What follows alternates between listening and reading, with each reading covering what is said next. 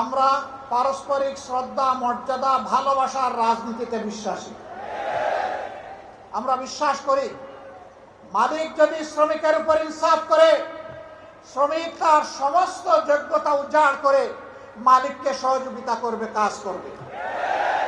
কিন্তু মালিক যদি শ্রমিককে ঠকায়, তাইলে স্বাভাবিকভাবে ছায়ার দিকে পা তুললে ছায়াও কিন্তু পা তুলে। তখন আর ওই শ্রমিক বন্ধুটি, ভাইটি, বোনটি তার সমস্ত যোগ্যতা উজাড় করে ওই মালিকের জন্য কিছু করবে না। এতে উভয়ে ক্ষতিগ্রস্ত হবে। আমরা কারোই ক্ষতি চাই না, আমরা চাই তাদের মধ্যে সমন্বয়। আজকে বাংলাদেশের 16 কোটি, 18 কোটি, 20 কোটি বিভিন্ন জন বিভিন্ন কথা বলেন। তার মধ্যে বিশাল অঙ্গন জুড়ে শ্রমিকদের পদচারণা শুধু দেশের ভিতরে নয়, বাইরেও বলে। আজকে তো দেশের ভিতরের শ্রমিক ভাই বোনদের জন্য আমরা কথা বলছি, বাইরের যারা তারাও তো আমাদের ভাই বোন, তাদের জন্য কথা বলবে কে? তাদের মুখের গ্রাস তারা স্যাক্রিফাইস করে দেশে টাকা পাঠায়। আমরা খুব সুন্দর করে বলি তারা ইন্টেন্স যোদ্ধা, কিন্তু এই যোদ্ধাদেরকে আমরা মর্যাদা দেই না।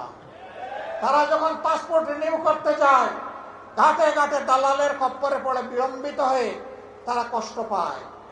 বছরের পর বছর যায়, সেখানে মিশন আছে, হাই কমিশন আছে, সেখানে আমাদের এমবাসি আছে, বড় বড় কর্মকর্তা কর্মচারীরা আছেন, কিন্তু আমাদের এই ভাই বোনদেরকে সেখানে ভোগান্তি পোহাতে হয়। তারা কেউ যখন চাকরি হারায়, যদি সঙ্গত কারণে হারায় বলার কিছু নেই, কিন্তু অনেকে অসঙ্গতভাবে হারায়, তাদের পাশে দাঁড়ানোর কাউকে খুঁজে পাওয়া যায় না। আমরা এই পরিস্থিতি আর দেখতে চাই না।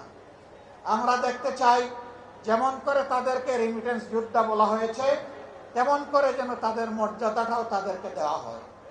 তাদের প্রয়োজনে দেশ এবং সরকার যেন তাদের পাশে দাঁড়ায়। যদি ওই সমস্ত এমবাসি এই কাজ না করতে পারে, ওখানে এমবাসি থাকারই কোনো প্রয়োজন নেই। এমবাসি কার জন্যে? এমবাসির কিছু কর্মকর্তা কর্মচারীকে লালন পোষণ করার জন্য নয়। এমবাসি ওখানে দেওয়া হয়েছে দেশের জনগণের স্বার্থকে সেখানে রক্ষা করার জন্য। বাংলাদেশের সংসদীয় রাজনীতির সংসদ হবে সবকিছুর কেন্দ্রবিন্দু। আমরা গতকাল আপনাদের পক্ষে কথা বলেছি। আমরা ওখানে গালগল্প করতে যাইনি, আমরা ওখানে ইতিহাসের মাস্টার কিংবা ছাত্র হতেও যাইনি। আমরা ওখানে গিয়েছি এদেশের দুঃখী মানুষের জন্য কথা বলতে।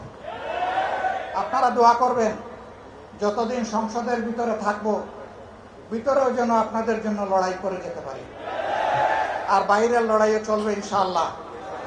শ্রমিক অঙ্গনের ন্যায্যতা এবং মর্যাদা যতদিন প্রতিষ্ঠিত না হবে, ততদিন আমাদের লড়াই অব্যাহত থাকবে ইনশাআল্লাহ।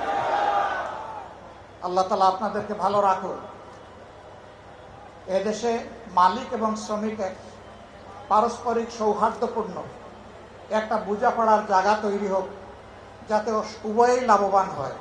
আমরা সেই দেশকেই গড়তে চাই, সেই বাংলাদেশটি, নূতন বাংলাদেশটি আমরা দেখতে চাই, যেই বাংলাদেশ ন্যায়, ইনসাফ এবং মানবতার উপর দাঁড়িয়ে মাথা উঁচু করে আওয়াজ দেবে, আমরা এক নূতন বাংলাদেশ।